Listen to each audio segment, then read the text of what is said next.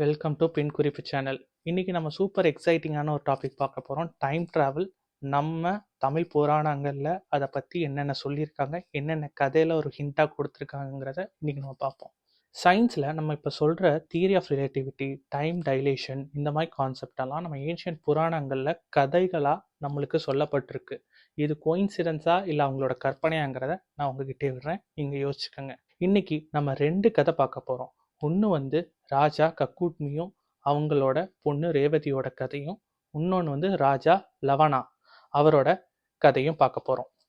இப்போ கிங் கக்கூட்மி அவர் ஒரு பெரிய ராஜா. அவரோட நாடு ரொம்ப பாஸ்பரஸான வளம் மிகுந்த நாடு. எந்த பிரச்சனையும் இல்லை, எல்லாரும் சந்தோஷமா வந்துட்டு இருந்தாங்க. ராஜா கக்கூட்மிக்கு ஒரு பெரிய கவலை மட்டும் இருந்துச்சு. என்னன்னா, அவங்க பொண்ணுக்கு அவரால் கல்யாணம் பண்ணி வைக்க முடியல. ஏன்னா அவங்க பொண்ணு ரொம்ப அழகு, ரொம்ப புத்திசாலியும் கூட. அவங்களுக்கு ஏற்ற மாப்பிள்ளை இந்த பூமியிலே இல்லைன்னு அவர் ஒரு முடிவு பண்ணிட்டு நிறைய இடத்துல தேடுறாரு, கிடைக்கல. கடைசியா அவர் முடிவு பண்ணது, நம்ம பிரம்மா கிட்டே போய் கேட்கலாம். அவரும் அவங்க பொண்ணு ரேவதியும் பிரம்மலோகத்துக்கு போறாங்க. இது நீங்க ஒரு இன்டர் டைமென்ஷனல் டிராவலா கூட நீங்க அதை பார்க்கலாம். அந்த பிரம்மலோகத்துக்கு போகும்போது பிரம்மர் கந்தர்வாஸோட மியூசிக்கை கேட்டு என்ஜாய் பண்ணிட்டு இருக்காரு. ராஜா கக்குண்மியும் ரேவதியும் அவரை டிஸ்டர்ப் பண்ணாம அவர் பாட்டு கேட்டு முடிக்கிற வரைக்கும் வெயிட் பண்ணிட்டு அவரை பார்த்து வேண்டி வணங்கிட்டு அவர் எதுக்காக இங்க வந்தாருங்கிற விஷயத்த அவர் சொல்றாரு. என் பொண்ணுக்கு ஒரு நல்ல மாப்பிள்ளை வேணும். நீங்க தான் பூமி மற்ற அந்த சராசரத்தையும் படைச்ச ஒரே கடவுள் நீங்க தான். ஸோ நீங்களே ஒரு நல்ல மாப்பிள்ளை யாரு என் பொண்ணுக்குங்கிறத இந்த பரலோகத்துல பூலோகத்துல தேடி சொல்லுங்க அப்படின்னு சொல்லும்போது அவர் சிரிச்சுக்கிட்டே சொன்னாரு, இங்க சில நொடிகள் சில மணி நேரங்கள்ங்கிறது பூமியில் ஆயிரக்கணக்கான வருடங்களை தாண்டிடுச்சு. இப்போ அங்க வேற யுகமே ஆரம்பிச்சிருச்சு. இப்போ நீ போனாலும் உன்னோட அரசாங்கம் இருக்காது, உன்னோட மக்கள் இருக்க மாட்டாங்க, நீ ராஜாவும் இல்லை.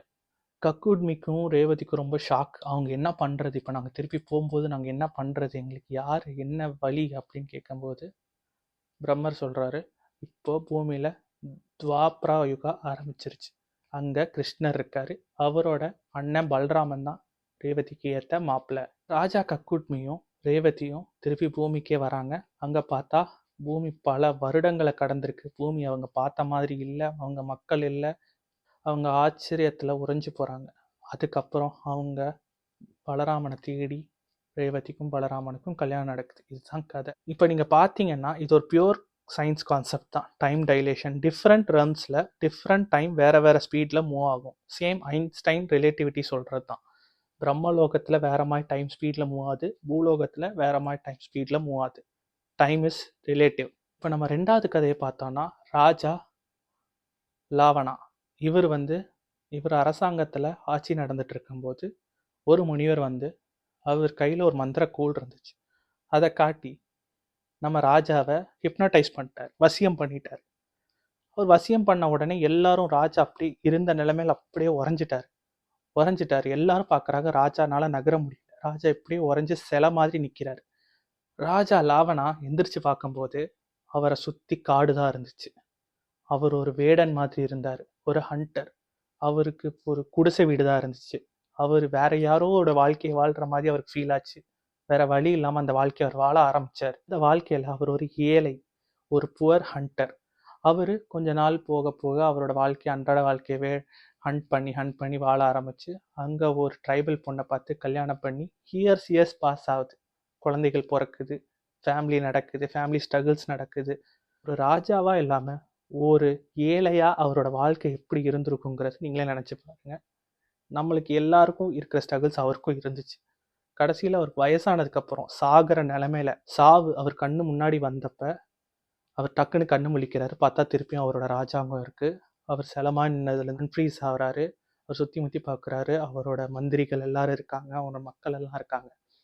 அந்த முனிவர் சொல்றாரு, உங்களோட மைண்டில் நீங்கள் போனது பல வருடங்கள், ஆனால் இங்கே ஜஸ்ட் சில நிமிடங்கள்.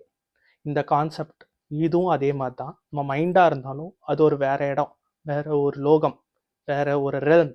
ஸோ அங்கே டைம் வேற மாதிரி ஓடுது. இங்கே பூமியில் அவருக்கு சில மணி நேரங்கள் தான் இருக்கு, ஆனால் அவர் மைண்டுக்குள்ள பல வருடங்கள் வேற ஒரு வாழ்க்கையை வாழ்ந்து முடிச்சிருக்காரு. இதில் இன்னொரு கான்செப்ட் என்னன்னா, இது ஒரு பேரலல் ரியாலிட்டின்னு சொல்றாங்க. அவர் வேற ஒரு ரியாலிட்டியோட லைஃப்பை அவர் பார்த்துட்டு வந்திருக்காரு. he actually lived that life. அவர் அந்த வாழ்க்கையை வாழ்ந்துட்டு வந்திருக்கார். வேற ஒரு வேர்ல்ட், பேரலல் எர்த், அங்கே அவர் வேடனாக இருந்திருக்காரு. அந்த வாழ்க்கையை அவர் வாழ்ந்துட்டு வந்திருக்காரு. டைம் டைலேஷன் மட்டும் இல்லை, பேரலல் யூனிவர்ஸ், பேரலல் ரியாலிட்டி, அந்த கான்செப்டும் இதில் வருது.